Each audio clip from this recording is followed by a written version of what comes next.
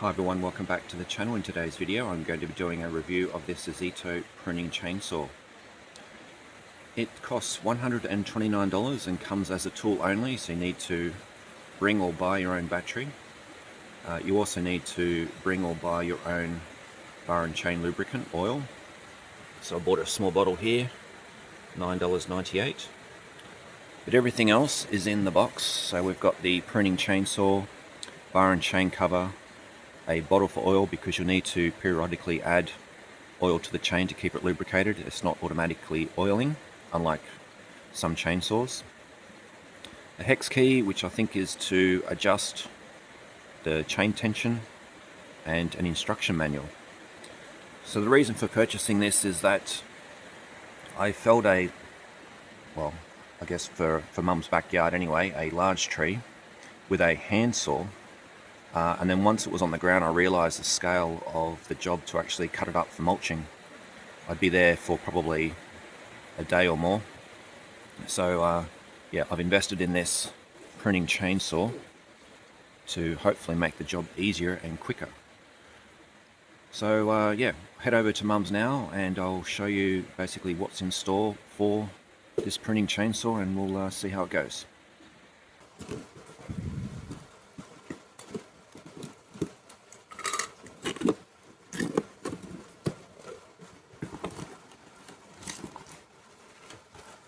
Instruction manual.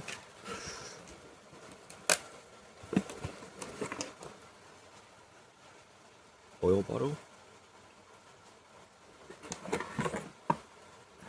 Pruning saw. That's it.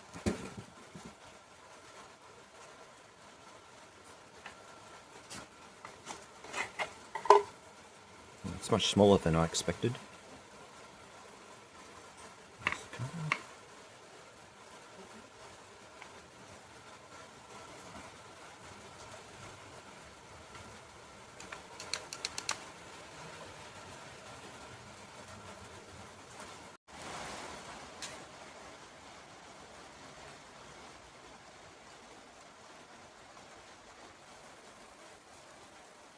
There's a lot to cut up here. The main concern is the bigger branches.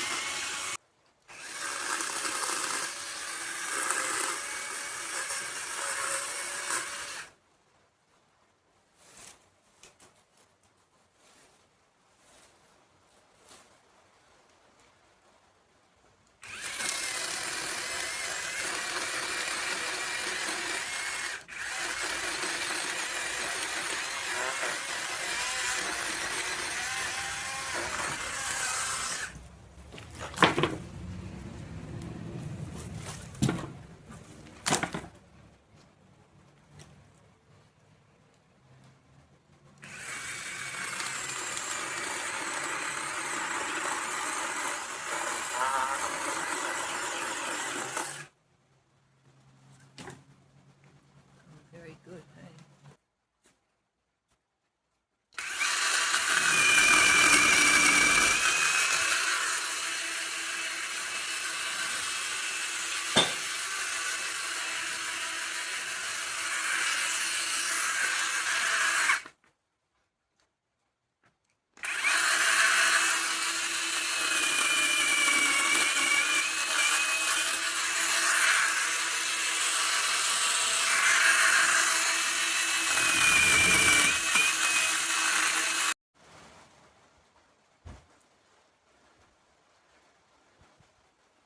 Two and a half hours later.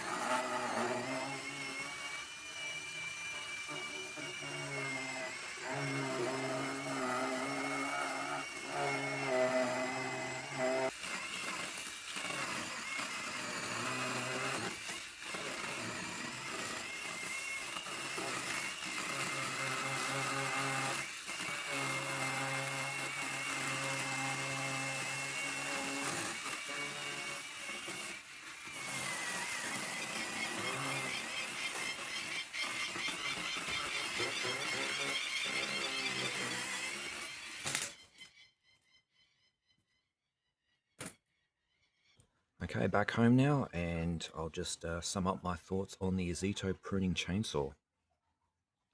Well, for one, I'm very impressed by this unit. For such a small unit with a 160mm bar, you know, as I said at the top of the video, it was much smaller than I expected, but geez, it got through it.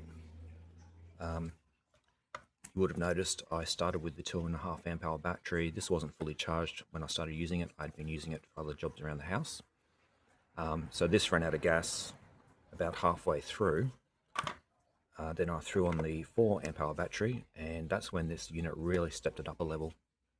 So for one, it became much louder, so I had to throw on the earmuffs, but it was just getting through those thicker branches effortlessly.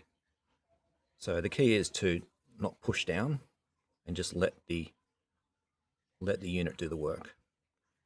So yeah, really impressed with how much grunt this has, particularly with the 4 amp hour battery, but with the 2.5 it was still okay. But if you've got a 4, yeah, I would definitely recommend using it with the 4 amp hour battery if you can.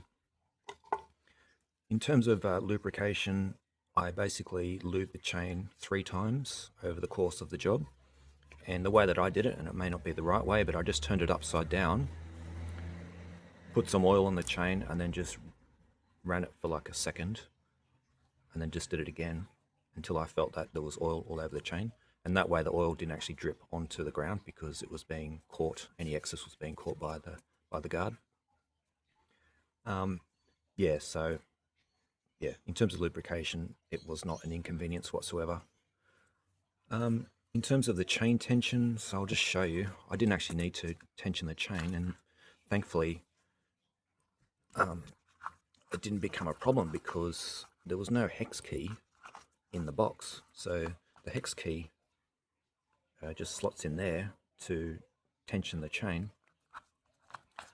But on one occasion the chain did derail, so just remove that cover there. So it did actually come off the bar, so I just had to reseat it, which is pretty easy to do. But I'll just remove that so you can see the adjuster there. So with the hex key you can just wind it in and out to add the desired amount of tension onto the chain.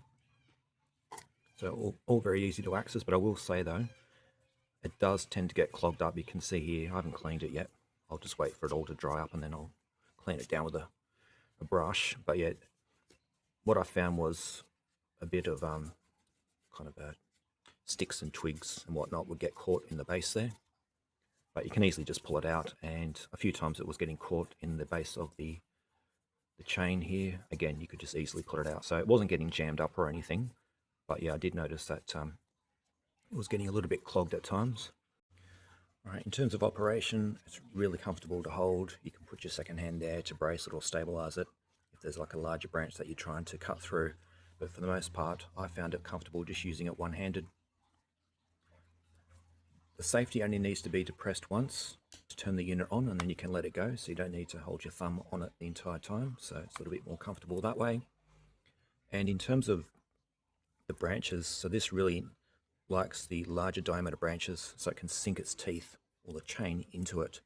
On the smaller branches, when I was testing it, it would produce a lot of kickback. So for those, I was just basically resorting to the smaller pruning shears here. So it doesn't really like, yeah, smaller diameter branches. You just need to use a manual pruner for that. But for the bigger ones, yeah, it really likes those. Just cut straight through like butter. You don't need to press down or anything. Just let it do its own thing and it'll get through it. Alright, I'll leave the video there. If there's anything that I didn't cover, if you have any comments or questions, leave them below and I will get back to you. And as always, thanks for watching and subscribing. Cheers.